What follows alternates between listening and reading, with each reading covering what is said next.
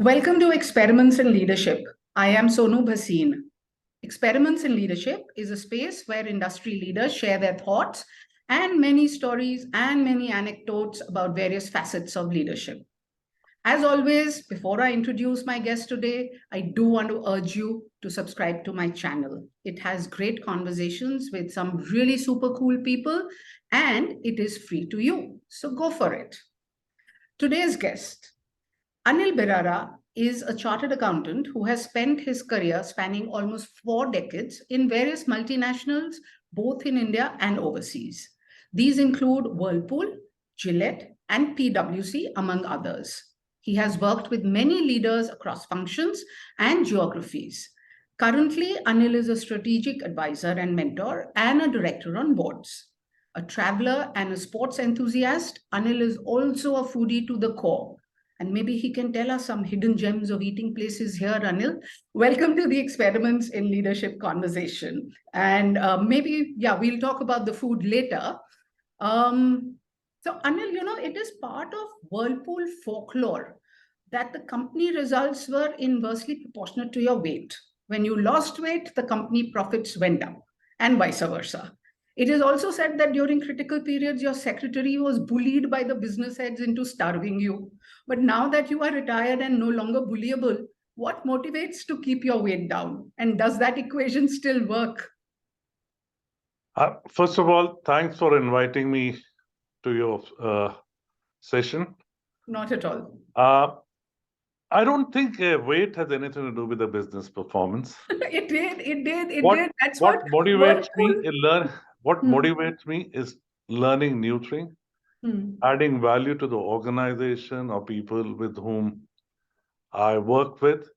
That is what motivates me. It's just maybe a coincidence that during the period, all the bad cholesterol of the company was in my waistline. The moment I got rid of my tires, all the bad cholesterol of the companies were gone. Good. So there was a correlation, no? I don't know. That's what some of you guys say, but I don't think that's really true. Yeah. So maybe the current CFO can look at some empirical data and share with us, but that's offline. But you know what? You've been in the finance function because you're a chartered accountant. And when we think of leaders, the image that normally comes to mind is that of a person in the front line, rolling up their sleeves, leading from the front, interacting with clients and large teams, motivating them and all that. But you've been the CFO of a company and also of the region, not part of the front line, but part of what is usually, in our days used to be termed as a support function. So in that context, how do you define leadership? See, leadership is all about driving the organization towards its strategic imperatives, the strategic goals and objectives. I don't think gone are the days when CFOs were more of a finance leaders. Yeah. Today, CFOs are the navigators of the strategy. They are the sounding board of the leadership team and the CEO. Because being finance as a function is a role where you interact with all functions in the organization. So you have the pulse of the organization. Yeah. And it's important for a finance leader to anticipate, it's just not manage issues. As a leader, to anticipate and prevent rather than managing issues. So in that role, I think it's very important. Today's finance leader have to be truly a business leader. They need to understand the business. They need to be both in the front end and the back end of the organization. Yeah. And also a barometer for the organization. So that's where I think by being a business leader, I'll say finance leaders are more of a business leader than purely a finance leaders. Yeah. So, we have a lot of young professionals who watch the conversations. And I'm sure that many of them are chartered accountants, want to join the industry, maybe not firms, but join the industry. Again, looking only at your experience, do you think it's a good idea for finance people to put in at least a year or two in frontline business roles to be able to understand the needs of business better, so that when they are kind of controlling financing or partnering business, they don't just have an academic view of the business? Well, your any thoughts on this? No, you have touched a very important point. I think finance, for any individual to be a good finance leader, it's important to be part of the business organization. Yeah. Today, I don't call finance as a support function. I'll call finance as a business partner. If you want to be a true business partner, you need to work with the business leaders. You need to work in the front end, or if it's a manufacturing or the service sector, work with the respective functional leader, understand the business from their point of view, Right. and then add value. If you Yeah. don't understand the challenges with the other business leaders are facing, or if you want to do some value addition, it's important for you to understand the business. Yeah. So I fully support it. In fact, there are a lot of companies where they induct chartered accountant as management trainees, and first 2 to 3 years, Yeah. they don't put them into the functional roles.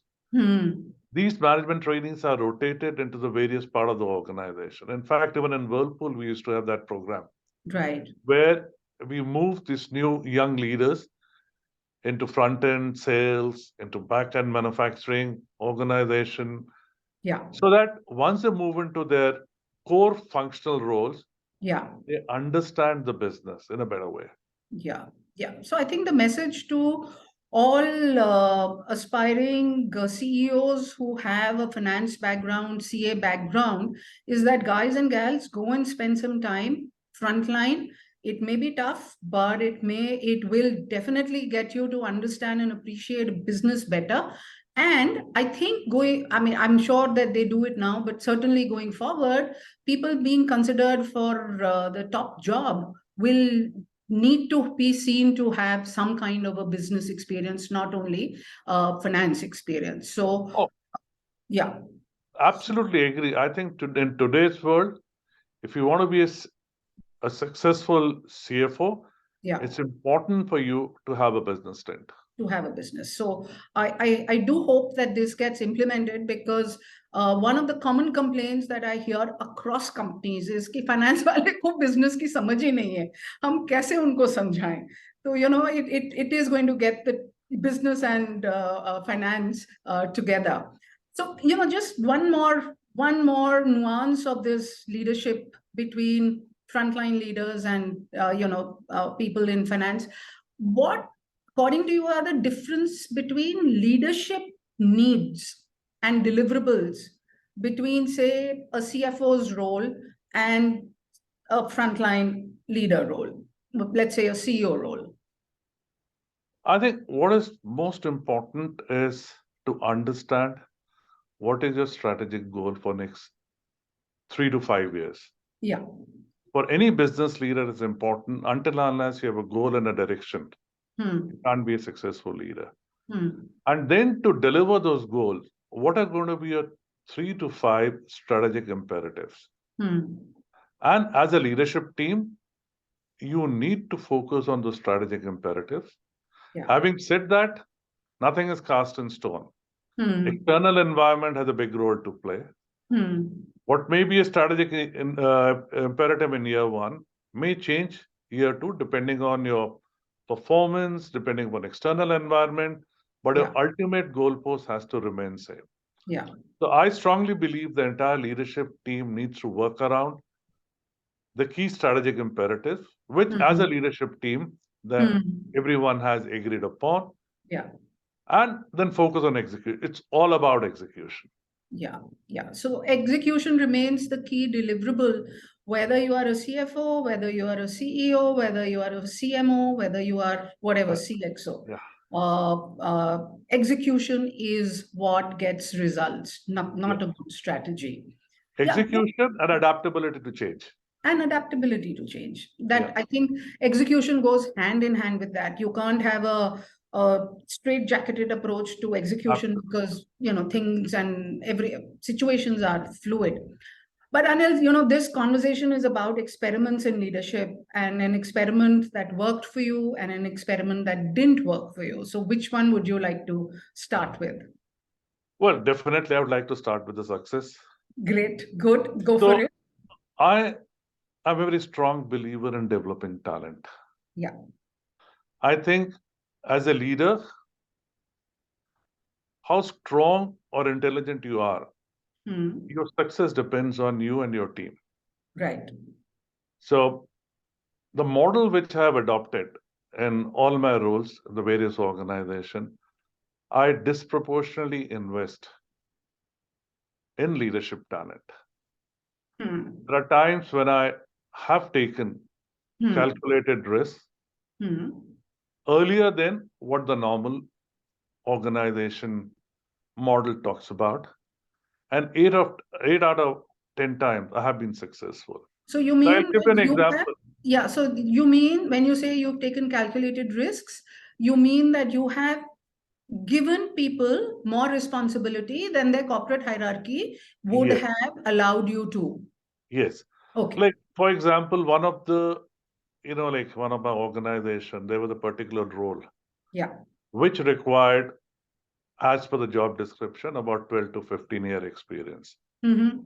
And there was one guy in the organization, he just 5 to 6 year experience, but a very bright guy. So I started investing in him. There was a lot of resistance from the HR, another part of the organization. He's too young, not experienced. But I felt that investing in a talent, holding their hand, mentoring them, and today, not only him, some of the other people I have invested in, taken calculated risks, all of them are doing exceptionally well.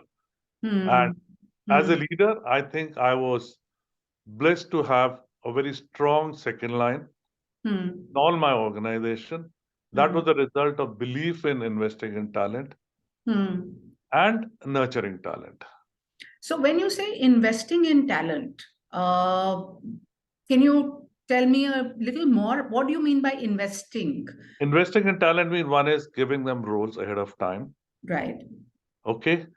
Then identifying what are the core competencies Right. which are required for that individual to be a future CFO or a future leader. And then putting them into coaching or into some competency development training programs and all.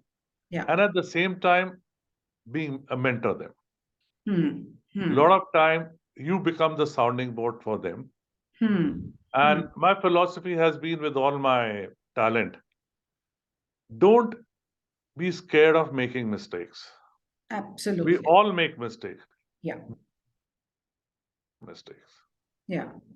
Yeah. You learn from your mistakes and don't be shy. If you have made a mistake, Yeah. come and say, Anil, I did this. I'm not sure whether I was right or wrong. So, what are your views on this? Yeah. So, I have been spending a lot of time. In fact, during my active professional life, I used to spend more than 25% of my time on talent, on succession planning, on developing talent, empowering the next generation leaders, and working with them. Yeah. Yeah. No, I completely agree with you that working with a high performing team, people who, maybe you've mentored, is a certain joy. And what many bosses, who feel threatened by having a bright team, these bosses forget that when you have a very capable team, the bosses can take guilt-free holidays and they're not going to be called back because nobody can handle the work. Yeah. So it's actually good. And if you don't make yourself redundant, I think the organization is also wary of looking at you for a higher role. So it's always good to have young talent yapping at your heel, saying I want to replace you, because only then do you grow. So I wish more bosses would understand that, because it So, is in a fact, very good thing. for me, the Mm. mantra of success is if you have a strong N-2, Yeah. able to focus more on strategic work, Yeah. and the team does all the operational work. Yeah. Otherwise, you'll be sucked into all the operational matters, Yeah. day-to-day matters, which as a leader, Yeah. I think is not the right thing. Yeah. Yeah. No, so very, very valuable advice and learning from your successful experiments. What about something that didn't work for you? That's the what we call today's mantra, empowerment. I think it's good to empower people. In Right. fact, I'm a very strong believer in empowerment because if you want your N-1 to be successful, you need to empower them. But empowerment has to be supported by strong processes and systems. I've had, again, as a part of this developing talent and nurturing talent, in the past, there have been instances where some of my empowerment was misinterpreted, or I won't call it intentional misuse, because the organization didn't have robust processes. It didn't work well. And some of the things became mess. It took us much longer to clean up that mess. So I think it's good to empower, but you need to define the guardrails. You need to have processes, policies, which does that. Because I'm a strong believer in centralized processes and decentralized operations and decision making. Until unless you empower your team, you will not have next generation leaders. Yeah. So, two things that come to mind when you say this. Empowerment to me actually means giving up a little of your power. And again, many leaders feel threatened by it. That if I empower someone, it means that I become less powerful. But of course, successful leaders know that that is not true. And as far as empowerment and, in this theme, there was another guest on the show who said something that really resonated with me. He said, delegate, but do not abdicate. So Absolutely empower, right. but do not abdicate. You are still responsible at the end of the day. Empowerment doesn't mean that you give up responsibility as well. So delegate, but do not abdicate. And You can't. As a leader, we cannot do that. End of the day, the buck stops at you. Yeah. No, so this again is very useful. And I am actually surprised that, in all the conversations that I have with very senior industry leaders on this platform, successes and failures usually center around policies and the way that they deal with people. And most people have spoken about successes vis-a-vis the people, something that they have done to help people, something that they have done to, like you're saying, empower people.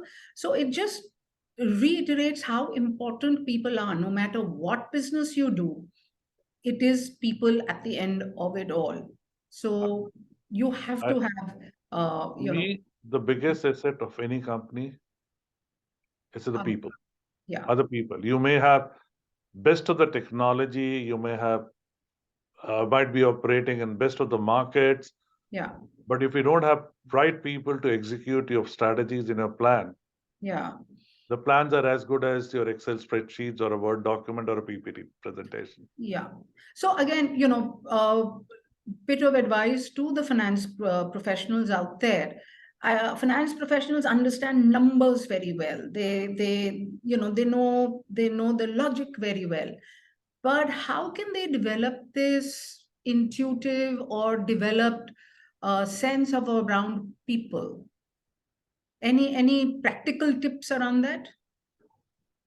No, I think it's all about as a part of your, I'll say, experience growing up in the organization. Also, a lot depends on its leaders. How much the leader give importance to talent development. Because I've seen there are people who think it's a waste of time in developing talent or spending time in talent. So I think you need to balance between the two, the talent and the your business goals. Okay. So yeah, so now, before I let you go, you have to share some secret places, hidden gems, because you're a foodie and you know all the good places to eat. So which are some of your favorite places in Delhi or Bombay or London or New York? Uh, there is nothing specific. I think it depends on a time. It depends when I was a younger day. In my younger days, my food preferences were very different. Hmm. At current age, it's all about healthy food, Hmm. Hmm. no carb. So again, it depends. Your choices and preferences changes with time. Hmm. So I I was, would not like to promote any specific restaurant yeah. So you want to or keep your secret with you so that no, secret not a is not secret. It's known not by a people and they go and go to that particular place. But anyway, that's in a lighter vein. So thank you, Anil. Really good talking to you, and thanks for taking out time. And viewers, keep watching this space. We will continue to have more interesting conversations. Until then, cheerio.